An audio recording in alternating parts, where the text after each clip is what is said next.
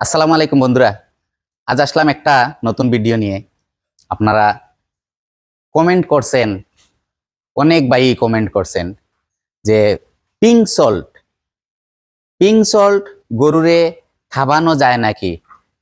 Pink salt কেউ বলে, rock salt কেউ বলে। তো পিঙ্ক সল্ট, রক সল্ট এগুলা আমি অনেক আগেই এগুলা টায়াল দিয়ে দিছি। ঠিক আছে, অনেক আগেই টায়াল দিছি।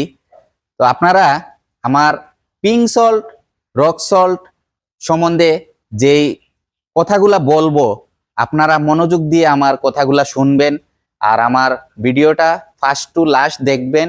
আর প্রথমেই বলে দেই, আমার চ্যানেলটা আপনারা সাবস্ক্রাইব করবেন, লাইক কমেন্ট শেয়ার করবেন। সিলেটের ভিতরে খামারিদের মধ্যে আমি একজন, একটা আমার আলমগীর এগ্রো চ্যানেল আছে।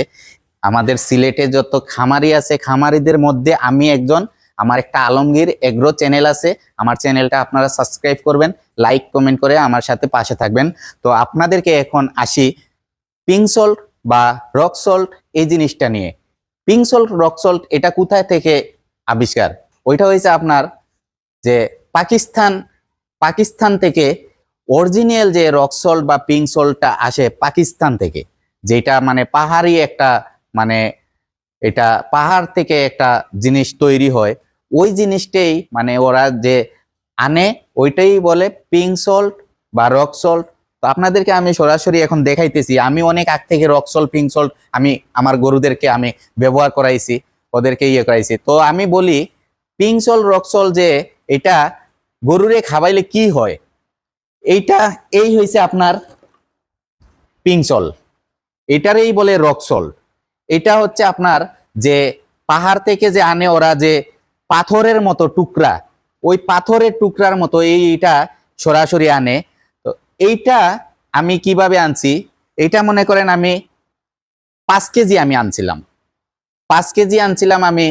ওইটা তখন 5 কেজি আমার পড়ছিল আমার বাড়িতে সিলেটে আসা পর্যন্ত 850 টাকা পড়ছে।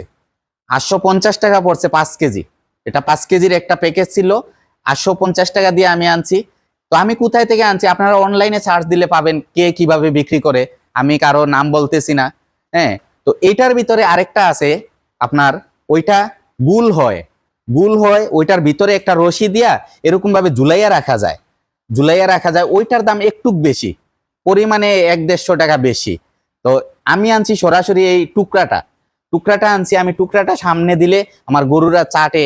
তো এই যে রক সল্ট, এইটা আপনার গরুরে দিলে কি হয়, গরু এটা চাটাচাটি করে, গরুর জিহ্বাতে একটা লালা চলে আসে। লালা আসলে গরুর হজম শক্তিটা ভালো হয়, গরুর খাবার লুচিটা ভালো হয়। গরু যে এইদিক সেইদিক চাটাচাটি করে, ওই চাটাচাটির অভ্যাসটা চলে যায়। আস্তে আস্তে আস্তে আস্তে ওই যে কিছু গরু আছে এটার রশি ধরে টানাটানি চাটাচাটি করে, ওইটার জিঞ্জুর চাটাচাটি করে, ওইসব চাটাচাটি থেকে এটা আস্তে আস্তে তার অভ্যাসটা দূর হয়ে যায়। তো আমি কিভাবে আমার রক সল্টটা বা পিঙ্ক সল্টটা আমি কিভাবে আমার গরুরে দেই দেখেন, আমি এইভাবে দিয়ে রাখি ওদের সামনে। এই যে আমি দিলাম, এই দেখেন ওরা এই যে দুইজনের মাঝখানে দিলাম, এই যে চাটাচাটি করবে। এই দেখেন কিভাবে চাটতেছে। এই কিছুক্ষণ পর পর একটা চাটা দিবে, দিয়া জিপটা দিয়ে করবে।